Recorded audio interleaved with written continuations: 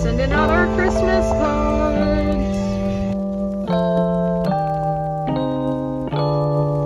Everyone, Merry Vlogmas Day 17. Never know what day it is. So to start out, the clips you saw at the start of the vlog, I went Christmas shopping downtown to support local and small businesses. I'm not going to show what I got because they're gifts for other people, and that's super exciting, and I cannot wait to wrap everything up and all that. I'll do that tomorrow. That's this, I love gift giving. Like, I love it. It's so fun.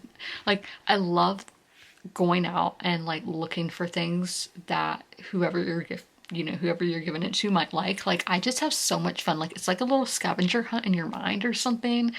Well, you're actually going out and doing hunting as well, but I did that, and then I went to the post office to send out my Christmas cards. There might be a few more that I send out, but as of right now, wanted to get those out to get them where they need to go, you know?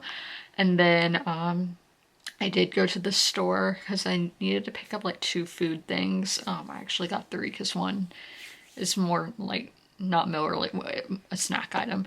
But I did get 2 other things that I want to show. Oh, and I got tape for wrapping the gifts. But dog toy, I've told y'all, I get Delilah a toy every holiday. Now, obviously, she is getting a Christmas gift, so this might be her New Year's, but I just know I'm not going to hit the store next week because it will be Christmas, and I'm not going to the store on Christmas, on Christmas Eve.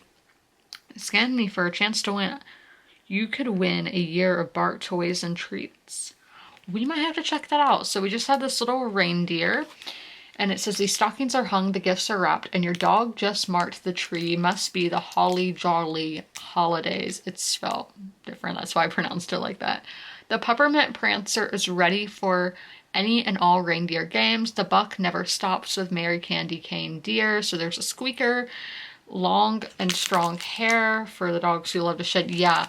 Max, he would love to get a tennis ball, like a human tennis ball, I know, but back 20 years ago, that's how dogs played. No. And he would like to pull the fuzz off the tennis ball. So good to know other dogs like to pull the hair. With a crazy crinkle, packed with fluff, mouthfuls of fun, whip and flip antlers for dogs who love to thrash. Yeah, my dog does. So then, I finally was able to find the Stranger Things book, and oh, since I got this at Target, there's an exclusive cover and poster. Didn't realize that because as I've been telling you, I've been looking for this book everywhere and haven't been able to find it. So this is Stranger Things One Way or Another.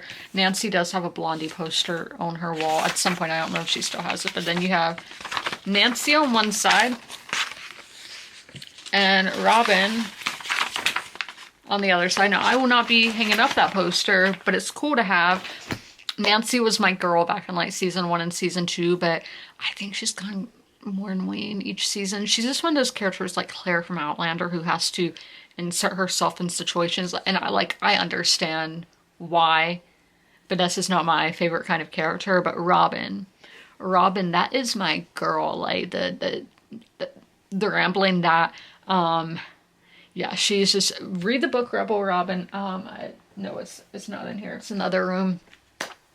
And that just, yeah, she's amazing.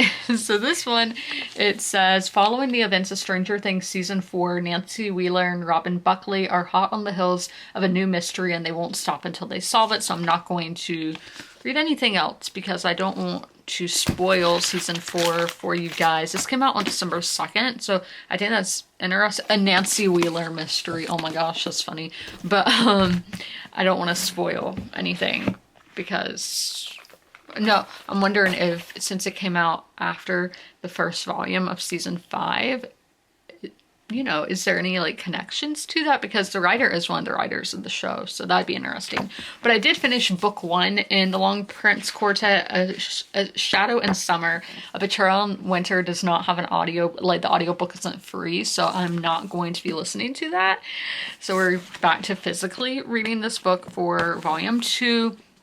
And it just, so we're gonna go through my call pal for book 1, but one of the big themes in book 1 was love, trust, and justice, and if all those things can be can you have love if you don't have trust and if you don't have justice? And, you know, fill in the blank, like, can you have trust if you don't have love and don't have justice? Can you have justice if you don't have trust and don't have love? That was just a really interesting theme that I wasn't expecting in the book, but it did keep coming up. But the characters, yeah, they were enjoyable to read from, but I didn't feel an emotional connection with them.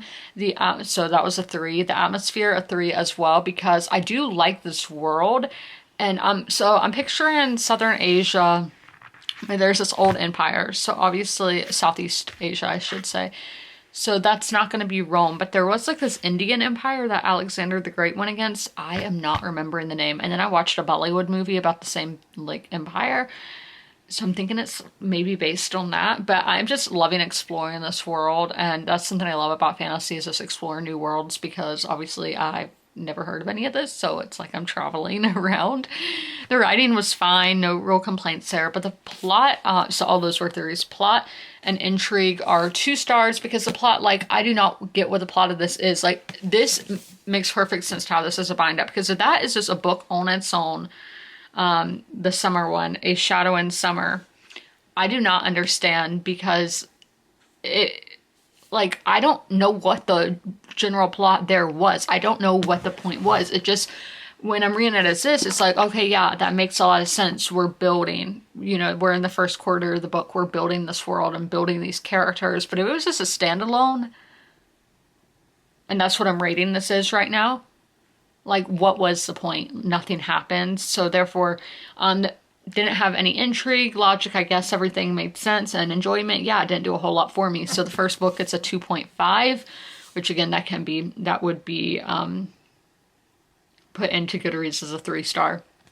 So I did like this quote coming to us from page 242, almost forgotten emperors loved and fought, lost and won and died, because they're talking about this, the slaves they are singing and the things they're singing about. I just thought was interesting. And then I liked this quote as well. The horrified, joyous smile of new love discovered. Yes, because you don't know where that love's gonna go. You're scared that it's all gonna fall apart and that this all is just a dream. But then you're joyous as well, because you're falling in love, and just, I love that. So we are introduced to new characters. So I'm like, is Hayami the sister of Ota? But now I'm like, is she his mom? Like, there's going to be a connection there, though. And those are all my notes so far, and a bunch of other stuff that I talked about. Guys, I am so sorry. I forgot to wrap up the vlog. So y'all are seeing me with my skin treatment on and look in my PJs, even though y'all see me in my PJs all the time. But I am ending the vlog here. I hope you guys enjoyed. If you made it all the way through, leave a Christmas emoji in the comments below. And as always, comment, rate, and subscribe. And don't forget to ring that notification bell to be notified when all my videos go live. I'll see you in the next one. Bye!